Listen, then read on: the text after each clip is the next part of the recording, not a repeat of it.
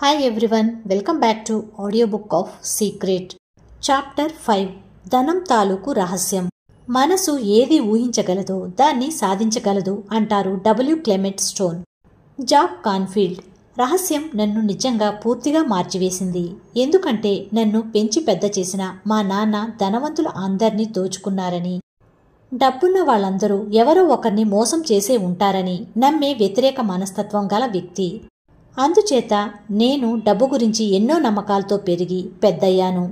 మీ ఇంటి దగ్గర డబ్బుంటే మీరు చెడ్డ వ్యక్తి అని అర్థం. దుష్టుల దగ్గర మాత్రమే డబ్బుంటుంది. డబ్బు చెట్లకి కాయదు వగైరా. నేనేమైనా రాక్ ఫెల్లర్ అని అనుకుంటున్నావా అనేది ఆయనకి చాలా ఇష్టమైన వాక్యం.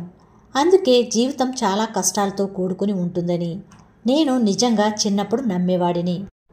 నేను డబ్ల్యూ క్లెమెంట్ స్టోన్ని కలుసుకున్నాకనే నా జీవితాన్ని మార్చుకోవటం మొదలుపెట్టాను. నేను స్టోన్ దగ్గర పనిచేస్తున్నప్పుడు ఆయన, నువ్వు ఒక గొప్ప లక్ష్యాన్ని ఏర్పరచుకోవాలి, దాన్ని సాధించినప్పుడు నీ మనసు ఉప్పొంగిపోవాలి, నేను నీకు నేర్పిన విషయాల వల్లే నువ్వా లక్ష్యాన్ని చేరుకోగలిగావని నీకు తెలియాలి అన్నాడు. ఆ రోజుల్లో నేను ఏడాదికి దాదాపు $8,000 సంపాదించేవాడిని. అందుకని నేను ఏడాదికి $1,00,000 సంపాదించాలని అనుకుంటున్నాను అని అన్నాను. అది ఎలా సాధిస్తావో నాకైతే తెలియదు. ఎటువంటి ఎత్తులు ప్రణాళికలు నాకు తెలియవు. కానీ నేను మాత్రం నేను అలా అని ప్రకటించుకోబోతున్నాను. అలా అని నమ్ముతున్నాను. అదే నమ్మినట్టుగా అనుకుని పనిచేయబోతున్నాను. దీన్ని ప్రపంచంలోకి పంపబోతున్నాను అనుకున్నాను. అలా చేశాను కూడా. ఆయన నాకు నేర్పిన విషయాలలో ఒకటి, రోజు కళ్ళు మూసుకుని లక్ష్యాలని సాధించినట్టు ఊహించుకోవడం. నేను నిజంగానే $1,00,000 నోటు తయారు చేసి గదిలో పైకప్పుకి అతికించాను. నేను నిద్ర లేవగానే మొట్టమొదట నాకు కనిపించేది అదే. అప్పుడు నేను మళ్లీ కళ్ళు మూసుకుని ఆ $1,00,000 నా సొంతమైతే నా జీవితం ఎలా ఉంటుందో ఊహించుకునేవాడిని. కానీ తమాషా, నెల రోజుల వరకు ఏమీ జరగలేదు. నాకు అద్భుతమైన గొప్ప ఆలోచనలేవీ రాలేదు. నాకెవరూ ఎక్కువ డబ్బిస్తానని అనలేదు. ఒక 4 వారాలు ఈ రకంగా గడిచాక నాకు $1,00,000 సంపాదించేందుకు ఒక మార్గం తోచింది. అది అప్రయత్నంగా నా బుర్రలో తోచింది. నేను రాసిన పుస్తకం ఒకటి నా దగ్గరుంది. నాలో నేనిలా అనుకున్నాను, ఆ పుస్తకం ఒక్కొక్కటి $4లలో 4 వంతు ధరకి 4 లక్షల కాపీలు అమ్మగలిగితే నాకు $1,00,000 లభిస్తాయి. ఆ పుస్తకం ఎప్పటినుంచో అక్కడే ఉంది. కానీ నాకు ఆ ఆలోచన రాలేదు.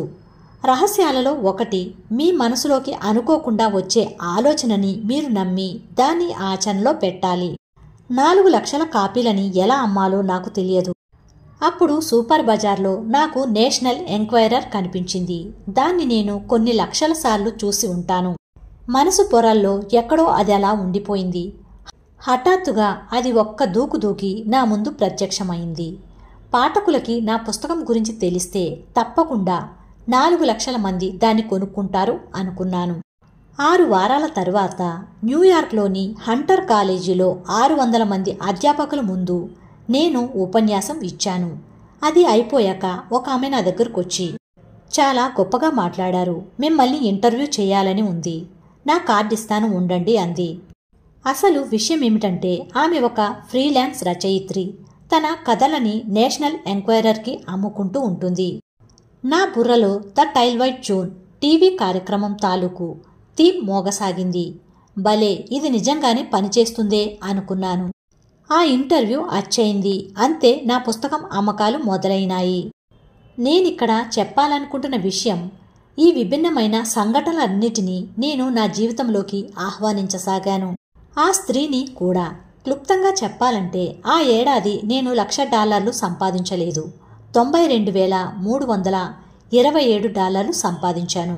కానీ నేను నిరాశపడి ఇది పనిచేయదు అనుకున్నానా? లేదు. ఇది ఒక గొప్ప అద్భుతం అనుకున్నాను. నా భార్య నాతో $1,00,000 విషయంలో ఇది పనిచేస్తే $10,00,000 మాత్రం పనిచేయదా అంది. తెలీదు, చేస్తుందనుకుంటా, ప్రయత్నించి చూద్దాం అన్నాను. నా ప్రచురణకర్త నా మొట్టమొదటి chicken soup for the soul పుస్తకానికి రాయల్టీ చెక్కు రూపంలో ఇచ్చాడు. అంతేకాదు, అతను తన సంతకంలో ఒక నవ్వు మొహాన్ని గీశాడు. ఎందుకంటే $10,00,000 అతను సంతకం చేసి ఇచ్చిన మొట్టమొదటి చెక్కు అదే. అందుచేత నా సొంత అనుభవం ద్వారా నేను ఈ విషయాన్ని తెలుసుకున్నాను. ఎందుకంటే నేను దాన్ని పరీక్షించి చూసుకోవాలని అనుకున్నాను. ఈ రహస్యం నిజంగా పనిచేస్తుందా? దాన్ని పరీక్షించి చూసాం. అది చక్కగా పనిచేసింది. ఆ రోజు నుంచి నేను నా జీవితంలోని ప్రతిరోజు ఆనందాన్ని జుర్రుకుంటున్నాను. ఈ రహస్యం గురించిన జ్ఞానాన్ని, ఆకర్షణ సిద్ధాంతాన్ని కావాలని ఉపయోగించుకోవటం అనేదాన్ని మీ జీవితంలోని ప్రతి ఒక్క విషయానికి అన్వయించుకోవచ్చు. మీరు సృష్టించుకోవాలనుకున్నది ఏదైనా ప్రక్రియ మాత్రం ఒక్కటే. అందుకే డబ్బు అనే విషయం కూడా విభిన్నమైనదేమీ కాదు. డబ్బుని ఆకర్షించటానికి మీరు సంపద మీద మనసు కేంద్రీకరించాలి. మీ దగ్గర డబ్బు అవసరమైనంత లేదనే విషయం గురించి ఆలోచించినంత కాలం ఎక్కువ డబ్బు సంపాదించటం అసంభవం. ఎందుకంటే మీ దగ్గర డబ్బు ఎక్కువగా లేదన్న ఆలోచనలే మీ మనసులో ఉన్నాయి.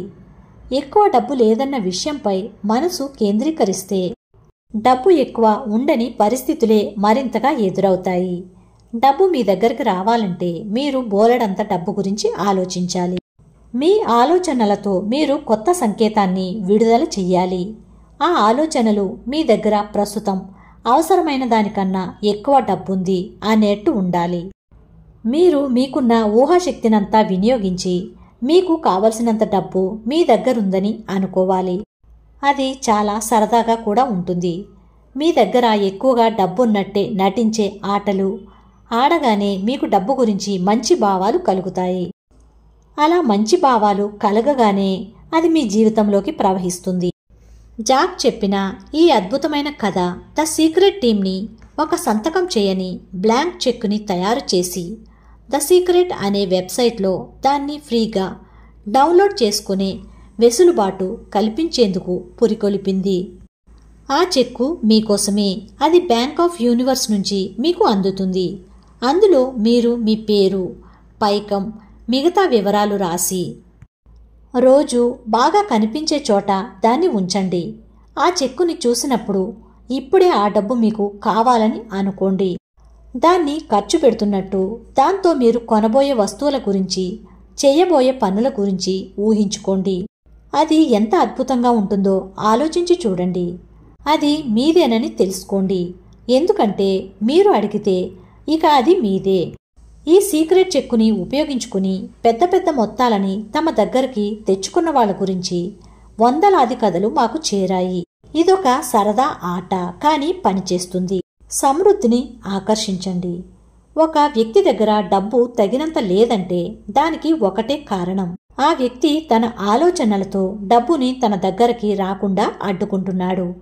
ప్రతి వ్యతిరేకమైన ఆలోచన, భావము, భావోద్రేకము మీకు మంచి జరగకుండా అడ్డుపడుతున్నట్టే లెక్క. ఆ మంచిలో డబ్బు కూడా ఒకటి. ఈ విశ్వం డబ్బుని మీకు దూరంగా ఉంచటం లేదు. ఎందుకంటే మీకు అవసరమైన డబ్బు మొత్తం కనపడకుండా ఇక్కడే ఉంది. మీ దగ్గర తగినంత డబ్బు లేకపోతే మీరు దాని ప్రవాహాన్ని మీ దగ్గరకు రాకుండా ఆపుతున్నారు. ఆ పని మీరు మీ ఆలోచనలతో చేస్తున్నారు. డబ్బు లేకపోవటం అనే స్థితి నుంచి మీరు త్రాసులోకి తక్కడని అవసరానికంటే ఎక్కువ డబ్బు అనే స్థితికి తీసుకువెళ్ళాలి. లేమి కన్నా సమృద్ధి గురించి ఎక్కువగా ఆలోచించండి. అప్పుడు మీ తక్కడ స్థితి మారిపోతుంది. మీకు డబ్బు అవసరం అయినప్పుడు అది ఒక బలమైన భావంగా మీ మనసులో చోటు చేసుకుంటుంది. ఇక ఆకర్షణ సిద్ధాంతం ద్వారా మీరు డబ్బు ఇంకా అవసరం అయ్యే పరిస్థితిని ఆకర్షించటం కొనసాగిస్తారు. నేను నా అనుభవంలోంచి డబ్బు గురించి మాట్లాడగలను. ఎందుకంటే నేను సరిగ్గా రహస్యాన్ని ఆవిష్కరించే ముందే నా అకౌంటెంట్లు ఆ ఏడాది నా కంపెనీ పెద్ద నష్టాల్లో కూరుకుపోయిందని, మరో 3 ఏళ్లకి అది చరిత్రలో భాగంగా మాత్రమే మిగిలిపోతుందని చెప్పారు. 10 ఏళ్లు కష్టపడి పనిచేసిన తరువాత నా కంపెనీ నా చేతుల్లోంచి జారిపోయే పరిస్థితి ఏర్పడింది. నా కంపెనీని కాపాడుకోవాలంటే నాకు ఇంకా డబ్బు అవసరం. అందుకని పరిస్థితి మరింత విషమించింది. బయటపడే మార్గమేదీ కనిపించలేదు. అప్పుడు నేను రహస్యాన్ని కనుగొన్నాను. ఆ తరువాత నా జీవితంలో అన్నీ, నా కంపెనీ పరిస్థితితో సహా పూర్తిగా మారిపోయాయి. కారణం నేను నా ఆలోచన ధోరణిని మార్చుకున్నాను. నా అకౌంటెంట్లు డబ్బు లెక్కల గురించి ఊరికే గొడవ పెడుతూ ఉంటే దానిమీదే మనసు కేంద్రీకరించి ఉంచితే, నేను మాత్రం సమృద్ధి మీద, అంతా సవ్యంగా జరగటం మీద మనసు కేంద్రీకరించాను. నా శరీరంలోని అణువణువుతోనూ ఈ విశ్వం నాకన్నీ సమకూర్చి పెడుతుందని నాకు తెలిసింది. అదే జరిగింది. నేను ఊహించని విధంగా అది నాకు అన్నీ అమర్చిపెట్టింది. నాకు కూడా కొన్ని సమయాల్లో అనుమానం కలిగేది.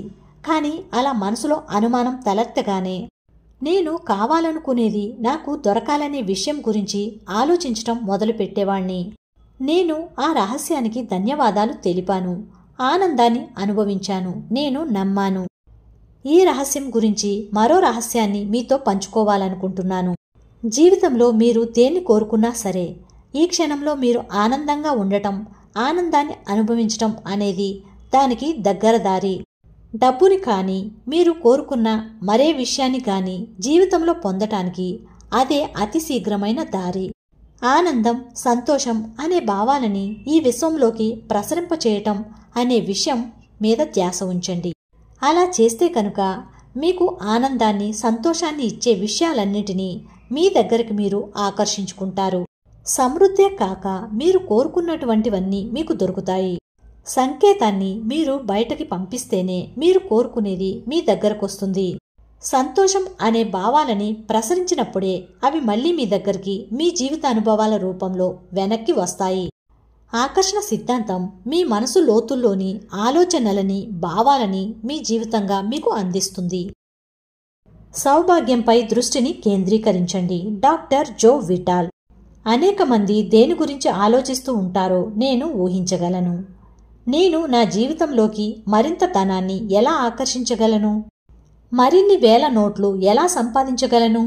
మరింత సంపదను, సమృద్ధిని ఎలా తెచ్చుకోగలను? ఇంతకీ నేను పనిచేస్తున్న ఉద్యోగం అంటే నాకెంతో ఇష్టం.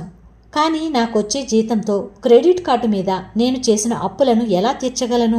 నాకొచ్చే ఆదాయమంతా నా ఉద్యోగంలో దొరికేదే. నా జీతానికో పరిమితి ఉందన్న విషయం నాకు తెలుసు.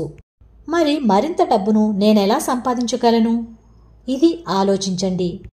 దీని గురించి ఎన్నో విషయాలు ఈ పుస్తకంలో మాట్లాడుకున్నాం. మీరు చేయవలసిందల్లా ఈ ప్రపంచం తాలూకు కేటలాగ్ నుంచి మీరు ఏం కావాలనుకుంటున్నారో దానిని ప్రకటించటమే. వాటిలో డబ్బుగాని ఉంటే మీకు ఎంత డబ్బు కావాలనుకుంటున్నారో చెప్పండి. నాకు రాబోయే 30 రోజుల్లో అనాయాసంగా $20,000 కావాలి, లేదా మరేదైనా సరే. అది మీరు నమ్మగలిగేదిగా ఉండాలి. డబ్బు కేవలం మీ ఉద్యోగం ద్వారా వస్తుందన్న ఆలోచనలను గతంలో మీరు చేసి ఉంటే వాటిని వెంటనే మానేయండి. మీరు అదే విధంగా ఆలోచిస్తూ ఉంటే ఆ ఆలోచనలే మీ అనుభవంగా రూపొందుతాయన్న విషయం మీకు అర్థం కావడం లేదా? అలాంటి ఆలోచనలు మీకు మంచిని కలుగచేయవు. సమృద్ధి మీకోసం ఉందన్న సంగతి ఇప్పుడు మీకు అర్థం అయి ఉంటుంది. డబ్బు మీ దగ్గరికి ఎలా వస్తుందన్న విషయం ఆలోచించటం మీ పని కాదు. మీరు చేయాల్సిన పనెల్లా అడగటం, అది మీకు దొరుకుతుందని నమ్మటం, అందుకు ఇప్పుడు ఆనందించటం. అది ఎలా సాధ్యమవుతుందన్న వివరాలను ప్రపంచానికి వదిలిపెట్టండి. Bob Procter. అనేక మంది లక్ష్యం అప్పుల్లోంచి బయటపడటమే. అటువంటి ఆలోచన నిజానికి ఎప్పుడూ అప్పుల్లోనే ఉంచుతుంది మిమ్మల్ని. మీరు దేనినైతే ఆలోచిస్తారో దానినే మీరు ఆకర్షిస్తారు. మీరు అంటారు, కానీ అప్పులోంచి బయటపడాలని కదా నా ఆలోచన. అప్పులోంచి బయటపడటమా లేక అప్పులో కూరుకుపోవటమా అన్నది ముఖ్యం కాదిక్కడ. మీరు అప్పు గురించి ఆలోచిస్తూ ఉంటే మీరు అప్పును ఆకర్షిస్తున్నారన్నమాట. మీరు వెంటనే మీ అప్పు తీరే విధానాన్ని తయారు చేసుకోండి. ఆ తర్వాత సౌభాగ్యంపై దృష్టి పెట్టండి. మీ దగ్గర చెల్లించాల్సిన బిల్లుల దొంతర ఉండి అవి చెల్లింపు ఎలా చేయాలో తెలియని స్థితిలో మీరున్నప్పుడు మీరు ఆ బిల్లుల గురించి ఆలోచించలేరు. ఎందుకంటే మరిన్ని బిల్లులు మీరు ఆకర్షిస్తూ పోతూ ఉంటారు కనుక. సమృద్ధి ఎలా సాధించాలన్న దానిపై మీరు దృష్టిని సాధించటానికి మార్గాన్ని మీరు కనుక్కోవాలి. మీ చుట్టూ ఎన్ని బిల్లులు ఉన్నప్పటికీ మీకు మంచి జరగాలంటే మీరు మంచిగా ఉన్నట్లు భావం కలిగించే విధానాన్ని మీరు కనుక్కోవాలి. జేమ్స్ రే. అనేకసార్లు జనం నాతో అంటూ ఉంటారు, వచ్చే సంవత్సరం నా ఆదాయాన్ని 2 చేయాలనుకుంటున్నాను. అయితే వాళ్ళు దానికోసం చేపట్టే చర్యలకేసి ఓసారి చూడండి. ఆదాయాన్ని రెట్టింపు చేసే ఏ పనులు చేయడం లేదు. వాళ్ళు ఎప్పుడూ చెప్పేది ఒకటే మాట, నా వల్ల కాదు.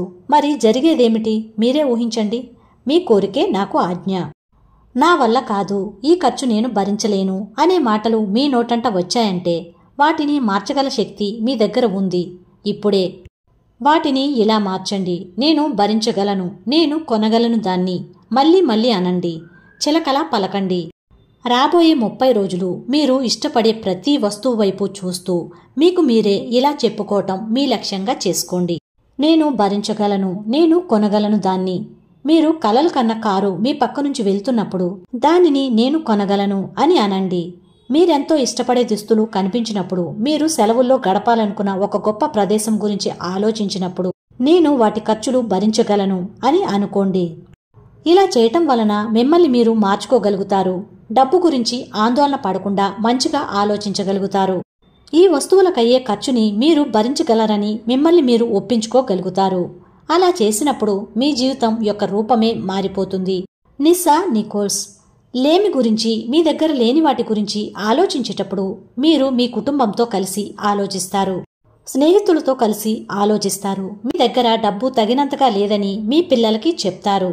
అది కొనేందుకు సరిపోయే అంత డబ్బు మన దగ్గర లేదు, ఆ ఖర్చుని మనం భరించలేం. అప్పుడిక ఎన్నటికీ ఆ ఖర్చుని మీరు భరించలేరు. ఎందుకంటే ఆ లేమినే మీరు మీ వైపుకి ఆకర్షించుకుంటున్నారు. మీకు సమృద్ధి కావాలంటే, సౌభాగ్యం కావాలంటే వాటి మీద మనసుని కేంద్రీకరించండి. కళ్ళకి కనపడే సంపదంతా ఆధ్యాత్మిక తత్వంలోంచే వస్తుంది. దానికి నాశనం ఉండదు. అది ఎల్లప్పుడూ మీ వెంటే ఉంటూ దానిపై మీరు ఉంచిన నమ్మకానికి, మీ కోరికలకి స్పందిస్తూ ఉంటుంది అంటారు చార్ల్స్ ఫిల్మోర్. ఇప్పుడు మీకు ఆ రహస్యం తెలిసిపోయింది కనుక ఎవరైనా ధనికుడు మీకు కనిపించినప్పుడు అతని మనసులోని బలమైన ఆలోచన ఏమిటో మీకు తెలుస్తుంది. అవి సంపద గురించే కాని లేము గురించి కాదు. ఆ ఆలోచనలే సంపదని అతని వైపు లాగాయి అని. అతను కావాలని చేసిన ఆలోచనైనా సరే, అప్రయత్నంగా చేసిన ఆలోచనైనా అవ్వచ్చు. అతను సంపద మీదే తన మనసుని లగ్నం చేశాడు. అందుకే ఈ విశ్వం మనుషుల్ని, పరిస్థితుల్ని, సంఘటనలని అతనికి సంపదని అందించే విధంగా కల్పించింది. వాళ్ల దగ్గరున్న సంపద మీ దగ్గర కూడా ఉంది. తేడా ఎక్కడుందంటే ఆ సంపదని తమ దగ్గరకు తీసుకొచ్చే ఆలోచనలని వాళ్ళు ఆలోచించారు. మీ సంపద మీ కళ్ళకి కనపడని చోట దాగి ఉంది, వేచి ఉంది. దాన్ని సాక్షాత్కారం చేసుకోవడానికి సంపద గురించి ఆలోచించండి. డేవిడ్ స్కర్మర్. ఈ రహస్యాన్ని నేను మొట్టమొదట అర్థం చేసుకున్నప్పుడు ప్రతిరోజు పోస్ట్లో నాకు ఒక కట్ట బిల్లులు వచ్చేవి. వీటిని ఎలా మార్చుకోవాలి అని ఆలోచించాను. మీరు దేని మీద ధ్యాస పెడితే అది మీకు దొరుకుతుందని ఆకర్షణ సిద్ధాంతం అంటుంది. అందుకని నేను బ్యాంక్ స్టేట్మెంట్ కోసం అడిగాను. మొత్తం డబ్బు రాసి ఉన్న చోట ఆ సంఖ్యని చెరిపేసి కొత్త సంఖ్య రాశాను. బ్యాంకులో ఎంత డబ్బు ఉండాలని నేను ఆశిస్తున్నానో ఆ సంఖ్య అక్కడ రాశాను. అప్పుడు అనుకున్నాను, పోస్ట్లో చెక్కులు రావటం ఊహించుకుంటే ఏమవుతుంది? అంతే, పోస్ట్లో కట్టలు కట్టలు చెక్కులు రావడాన్ని ఊహించుకున్నాను. ఒక్క నెల లోపల పరిస్థితులు మారటం మొదలుపెట్టాయి. చాలా ఆశ్చర్యకరమైన విషయం ఏమిటంటే ఈ రోజు నాకు పోస్ట్లో చెక్కులు మాత్రమే వస్తాయి. కొద్దిగా బిల్లులు కూడా వస్తాయి, కానీ వాటికన్నా చెక్కులే ఎక్కువగా వస్తాయి.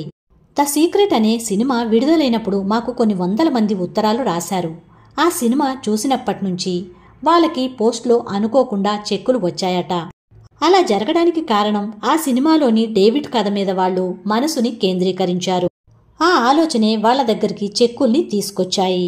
నేనొక ఆటని సృష్టించాను. అదేమిటంటే నా దగ్గరున్న బిల్లుల కట్టలని చెక్కులనుకోవటం. వాటిని తెరవగానే నేను ఆనందం పట్టలేక గెంతుతూ నాకింకా డబ్బొచ్చింది, ధన్యవాదాలు ధన్యవాదాలు అనేవాడిని. ఒక్కొక్క బిల్లుని చేత్తో పట్టుకుని అది చెక్ అనుకుని మనసులో ఆ సంఖ్యకి ఒక 0 చేర్చేవాడిని. అంటే నాకు వచ్చే డబ్బు ఇంకా ఎక్కువ పెరగాలని అనుకున్నాను. ఒక నోట్ ప్యాడ్ తీసుకుని పేజీ పైన నాకు అందినవి అని రాసి నాకు వచ్చిన బిల్లులోని ప్రతి మొత్తానికి 0 చేర్చి వాటిని వరుసగా అందులో రాసుకునేవాడిని. ప్రతి మొత్తానికి ఎదురుగా ధన్యవాదాలు అని రాసుకునేవాణ్ణి. ఆ చెక్కు అందిన తర్వాత కృతజ్ఞతా భావంతో నా మనసు నిండిపోయేది. ఎంతగా అంటే నా కళ్ళల్లోని నీళ్లు తిరిగేవి. ఆ తరువాత ఒక్కొక్క బిల్లుని తీసుకుని దాన్ని చాలా కృతజ్ఞతతో చెల్లించేవాడిని. ఎందుకంటే నాకు అందిన డబ్బుతో పోలిస్తే అది చాలా తక్కువ మొత్తమని అనిపించేది. నాకు అందినవి చెక్కులనే భావం బాగా నమ్మకం కలిగేదాకా నేను ఆ బిల్లులను తెరచేవాడిని కాదు. అలా నన్ను నేను నమ్మించుకోకముందు ఆ బిల్లుని చూస్తే నా పొట్టలో తిప్పేది. నా పొట్టలో అలాంటి ఇబ్బందిని కలిగించే భావం మరిన్ని బిల్లులని నాకు అందిస్తుందని నాకు తెలుసు. ఆ భావాన్ని తుడిచిపెట్టాలని నాకు తెలుసు. దాని స్థానంలో సంతోషంతో నిండిన ఆలోచనలు చేయాలని తెలుసు. ఎందుకంటే అప్పుడే నాకు జీవితంలో మరింత డబ్బు అందుతుంది. ఒక కట్ట బిల్లులు నా ఎదురుగా ఉన్నప్పుడు ఆ ఆట చాలా బాగా ఫలితాలనిచ్చింది. నా జీవితాన్నే మార్చేసింది. మీరు కూడా ఎన్నో ఆటల్ని సృష్టించుకోవచ్చు. మీ లోపల కలిగే భావాల బట్టి ఏది మీకు బాగా పనికి వస్తుందో మీరే తెలుసుకోగలుగుతారు. అలా మిమ్మల్ని మీరు నమ్మించుకుంటూ నటిస్తే ఫలితాలు త్వరగా దొరుకుతాయి. లోరల్ లాంజ్మైర్ ఆర్థిక తంత్ర నిపుణురాలు, ఉపన్యాసకురాలు, వ్యక్తిగత కార్పొరేట్ శిక్షకురాలు. డబ్బు సంపాదించాలంటే కష్టపడి పనిచేయాలి అనే మాటలు వింటూనే నేను పెరిగి పెద్దయ్యాను. అందుకని ఆ వాక్యానికి బదులు డబ్బు సులభంగానూ తరచుగానూ లభిస్తుంది అనే వాక్యాన్ని అనుకోసాగాను. మొదటిసారి వింటే అది అబద్ధంలా అనిపిస్తుంది కదూ. మీ మెదడులో ఒక భాగం అబద్ధాలు కోరు, అది చాలా కష్టం అంటుంది. అందుకని కొంతకాలం ఇది ఇలా టెన్షన్ మ్యాచ్ లాగే కొనసాగుతుందని మీరు అర్థం చేసుకోవాలి. నేను నిజంగా చాలా కష్టపడి పనిచేసి అవస్థ పడితే గాని డబ్బు సంపాదించలేను అనే ఆలోచనలు మీకు కనుక ఉండి ఉంటే వాటిని తక్షణం వదిలేయండి. అలా ఆలోచించటం వల్ల ఆ ఫ్రీక్వెన్సీని మీరు బయటకి పంపారు. అలాంటి ఆలోచనలు మీ జీవితానుభవంలో భాగంగా మారాయి. లోరల్ లాంజ్మైర్ చెప్పిన సలహా పాటించి ఆ ఆలోచనల స్థానంలో డబ్బు సులభంగానూ తరచుగానూ లభిస్తుంది అనే ఆలోచనలకి చోటివ్వండి. డేవిడ్ స్కర్మర్ సంపదని సృష్టించే విషయానికొచ్చేసరికి సంపద ఒక మనస్థితి అని గ్రహించండి. మీరెలా ఆలోచిస్తారనేదే అక్కడ ముఖ్యం. లోరల్ లాంజ్మైర్ జనానికి నేనిచ్చే శిక్షణలో 80% వాళ్ల మనస్తత్వానికి, ఆలోచన ధోరణికి సంబంధించినదే. మీరది చెయ్యగలరు, నా వల్ల కాదు అన్నప్పుడు నాకు అది తెలిసిపోతుంది. డబ్బుతో తనకున్న మానసిక సంబంధాన్ని, సంభాషణని మార్చుకునే శక్తి మనుషులకి ఉంది.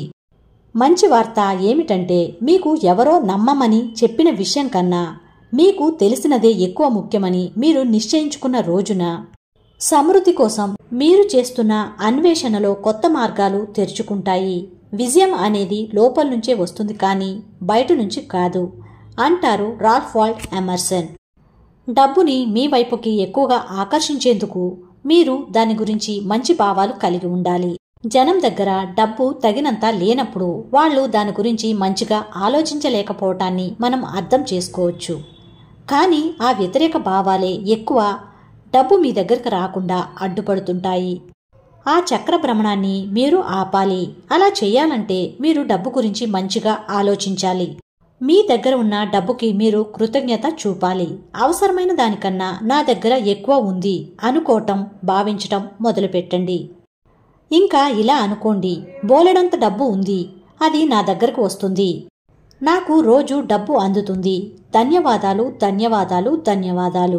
డబ్బు అందుకోవాలంటే డబ్బు ఇవ్వండి. ఇవ్వటం అనేది ఎక్కువ డబ్బు అందుకునేందుకు ఒక గొప్ప ప్రక్రియ. ఎందుకంటే మీరు డబ్బు ఇస్తున్నారంటే నా దగ్గర సమృద్ధిగా ఉంది అని అంటున్నారనే అర్థం. ఈ భూమి మీద ఉన్న అత్యధిక ధనవంతులు అందరికన్నా గొప్ప మహాదాతలని విని మీరు ఆశ్చర్యపోనక్కర్లేదు. వాళ్ళు పెద్ద పెద్ద మొత్తాలని దానంగా ఇస్తారు. అలా ఇవ్వటం వల్ల ఆకర్షణ సిద్ధాంతాన్ని అనుసరించి విశ్వం వాళ్ల ముందు తన ఖజానాన్ని తెరిచి మరింత ధనాన్ని వాళ్ళకి అందిస్తుంది. అది ఎన్నో రెట్లు ఉంటుంది. ఇచ్చేందుకు తగినంత డబ్బు నా దగ్గర లేదు అని మీరు అనుకున్నట్టయితే అది అసలు రహస్యం. ఇప్పుడు తెలిసిందా? మీ దగ్గర తగినంత డబ్బు ఎందుకు లేదో? ఇవ్వటానికి తగినంత డబ్బు మీ దగ్గర లేదని మీరు అనుకుంటే ఇవ్వటం ప్రారంభించండి. ఇవ్వటంలో నమ్మకం ఉందని మీరు తెలియచేస్తే ఆకర్షణ సిద్ధాంతం మీరు కూడా ఇంకా ఎక్కువ ఇచ్చేందుకు మీకు మరింత ధనం ఇస్తుంది. ఇవ్వటంలోనూ త్యాగం చేయటంలోనూ చాలా పెద్ద తేడా ఉంది. మనస్ఫూర్తిగా ఇవ్వటం అనేది మనకి బాగా అనిపిస్తుంది.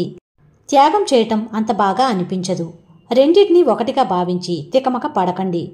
అవి పూర్తిగా రెండు వ్యతిరేక ధృవాలకి చెందినవి. ఒకటి లేమికి సంకేతాన్ని అందచేస్తే మరొకటి అవసరానికి మించి ఉందన్న సంకేతాన్ని అందిస్తుంది.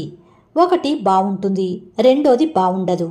త్యాగం చివరికి ఆగ్రహానికి దారితీస్తుంది. మనస్ఫూర్తిగా ఇవ్వటం అనేది మీరు చేయగలిగిన ఆనందంతో కూడిన పనుల్లోకెల్లా మంచి పని. ఆకర్షణ సిద్ధాంతం ఆ సంకేతాన్ని పట్టుకుని మీ జీవితంలో మరింత సమృద్ధిని వరదలా పొంగేటట్లు చేస్తుంది. మీకు ఆ తేడా తెలిసిపోతుంది.